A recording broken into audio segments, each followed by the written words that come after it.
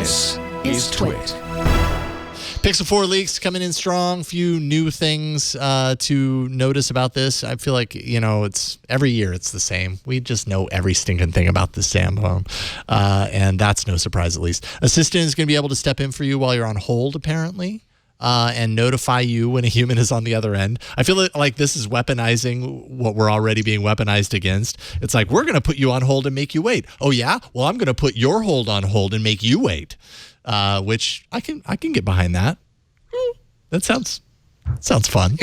Here's the thing about this. Between this functionality and the whole call in, make a reservation for you and all that sort of stuff, we're getting very close to Star Trek computer do stuff for me world. Yeah. Oh yeah. It seems as if Google's the only people who are picking up the baton on that and making that happen. Where you're just like, Google, book a reservation for me and let me know when that operator comes back when I'm not on hold anymore. I like it. I'm for it. Personal assistants better watch out. Their jobs are about to be automated. Yeah. So I was actually on hold the other day, believe it or not, and found a situation in which this would not work. So I was on the reservation line for Air China, and they do this wonderful thing when you're on hold. They play the music, and then it breaks, and it says, unusually high call volume, blah, blah, blah. If you want to stay on the line, press 1. If you want to stay on, press 1. Oh, no. Otherwise, it'll hang up on you. Wow. So clearly, they don't want people just passively to be able to stay on the hold line. And I was still on hold for 45 minutes. Oh, and you had to keep pressing that button? How often did it make you do that? Every 2 to 3 what frequency? Minutes. Oh, my God. It was truly sadistic. Do you really want help? You really want to change your reservation? You really want to go through this process? How much do you want to talk to us? Yeah, exactly. You got to work for it. Are you willing to push this button every 2 to 3 minutes just to talk to us? Oh, which is why every call center, they should just use the callback system where you call the number and hey, do you want to? There's a bunch of people. You want us to just call you back when we're around? Well, duh. Yeah, just do that. Yeah. Absolutely agree. I had to call my bank. I had to call my bank the other day, and it's like, "Hello, blah blah blah," and I'm just like, I just yell, "Agent, operator." You yell all all those words to break out. You just keep pressing 0. You're just like, oh, it's awful. I've fallen in. I can't get up. Right. Emergency. Other updates include updates to night mode, so the ability to take shots of the night sky, the nighttime sky, with greater results without the need for a tripod. Apparently. I'm very curious to see that. I actually took a pretty decent, I thought, starry night sky shot a couple of weeks ago when I was backpacking. That required me to prop the phone up and leave it perfectly still and use night mode. And it took 10 seconds to go through its thing. And still in the end, it was just a bunch of tiny little white dots. But it was still, and it looked decent, I thought. Also a new motion mode for the camera for fast moving sports action shots. I don't know what that means. I think this 9 to 5 Google article points out sharp foreground, blurry background, which we have in other facets of smartphone photography. But I guess when objects are moving quickly, maybe that's more difficult to do, and this would hopefully improve that. That's some of the camera features. David, you posted earlier today about the upcoming Pixel 4, and, of course, today was Apple announcement day. I'm sorry, today was what? There's this company called Apple, and they announced their iPhone 11 and all that stuff. You seem like you're excited for the new devices, but you're still resigned to the fact that the Pixel as a brand is doing pretty poorly. What are your thoughts? It is. And so, the thing about the Pixels right now is what we know is the Pixel 3 sold worse than the Pixel 2, which was revealed on Google's earnings call earlier this year, which is very bad. Right. And we also know Google switched up its strategy this year. So it released a budget-friendly version of the Pixel 3A and 3A XL. And the thing about those phones, number one, was that they took what was the Pixel 3's core selling point, really, to me, which is takes great pictures real easy, except when the camera freezes and won't start for 10 seconds. But, that basic core competency. And it takes the same good pictures, except it costs half as much. And that, to me, showed, that the Pixel team had pulled back on its philosophy that the Pixel brand is premium, period, which is what Rick Osterloh posited when the original Pixel phones were announced. Pixel is premium. And obviously, Google has kind of sidestepped on that and said, well, Pixel is also semi-premium now. And there's that fact. And so with the Pixel 4 coming out, we're going to have some new photography features, as we've seen leaked, like the enhanced night sight mode, sports shot thing, which I hope plays like a 90s video game sprite noise when you switch to it and the crowd goes, ah! But that would be cool. And I think we'll see the hybrid zoom that we've seen demoed. XDA had a post about that. Could do up to 8x hybrid optical zoom.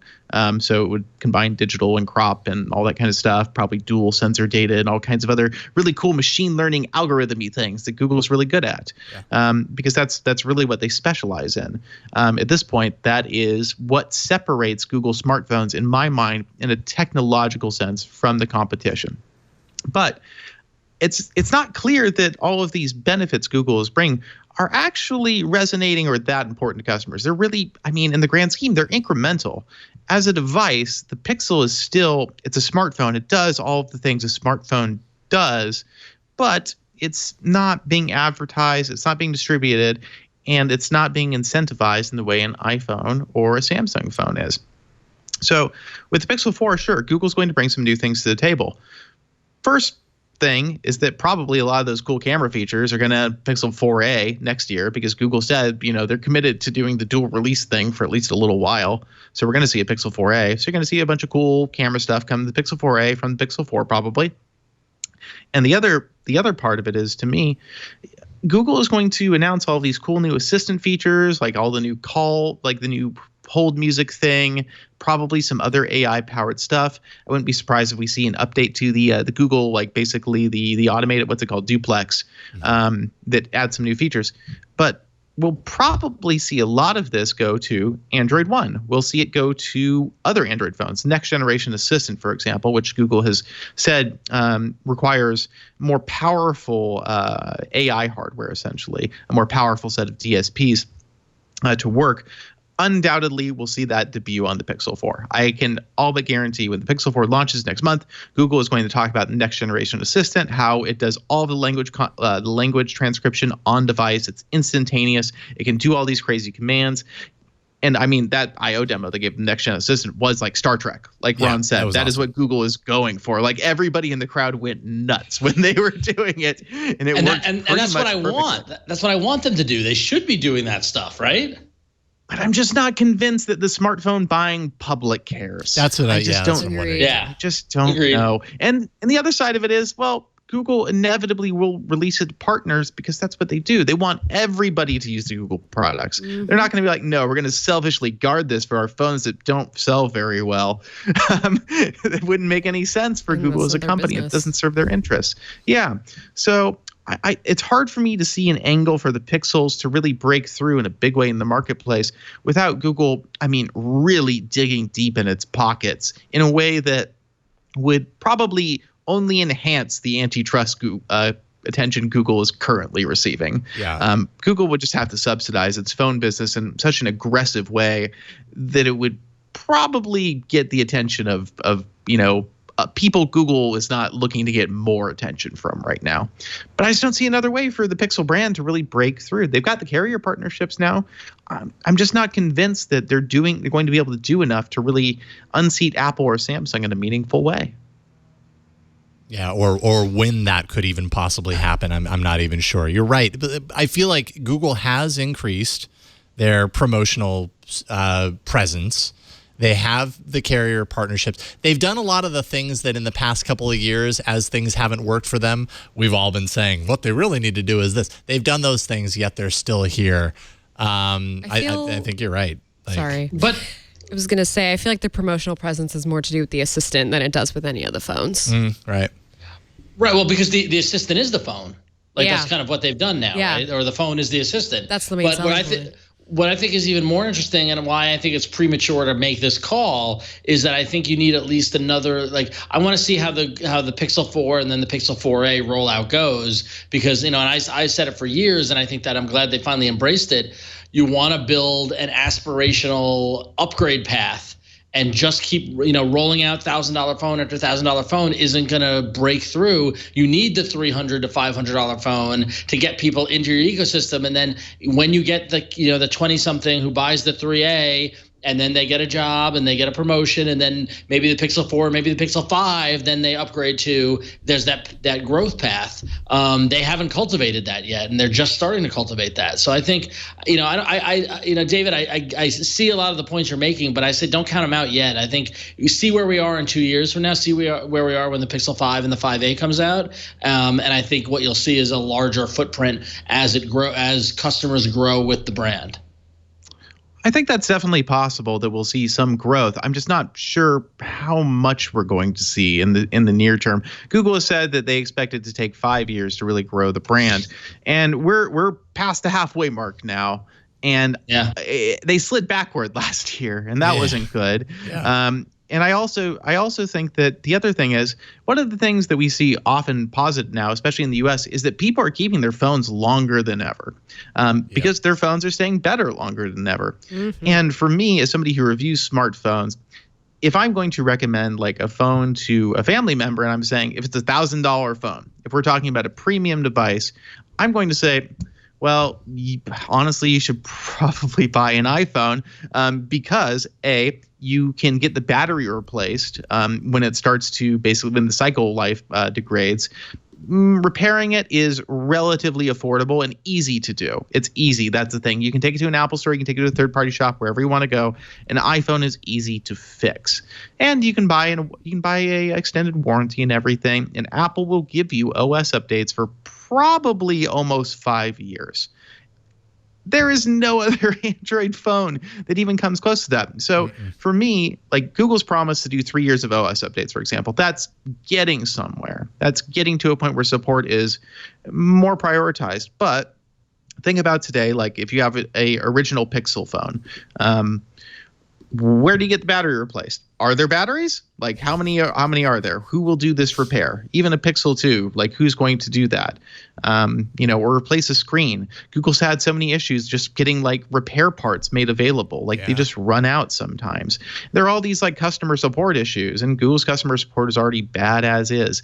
So to me, if Google wants to build a reputation as an aspirational smartphone brand, they need to really pick up their game on the back end, because right now it's worse than I would say Samsung in some respects. And honestly, companies like OnePlus, which are just scrappy, tiny little startups compared to Google, are really giving them a run for their money in that regard too. It's just they're just getting better. So I think Google as a service provider for a smartphone isn't very good. In terms of the software services, they're good, but in terms of being a customer service and support provider, they're not. And Apple really is justifying to some extent their price far better than Google has in years, just because Apple's so good at these things. Yeah, really, and has proven it time and time again. Yep. And they've got double the time of the experience. I mean, it's been 12 years since the iPhone came out, right? And while Google's been experimenting with the Nexus line and other partnerships and stuff like that, we're in year 4 or just past the halfway mark with the Pixel. So again, give it time. I think the 3A was really to me was a moment to see what the potential of this could be, and so we'll see where it plays out with the 4. Yeah, I hope so. I love Google's Pixel phones. I really do. It's just hard for me to recommend them to people yet. Yeah. Well, I mean, it's good to have an alternative from the Note. So yeah, a phone that costs as much as a pretty decent gaming PC. Anyway, yeah. Continue.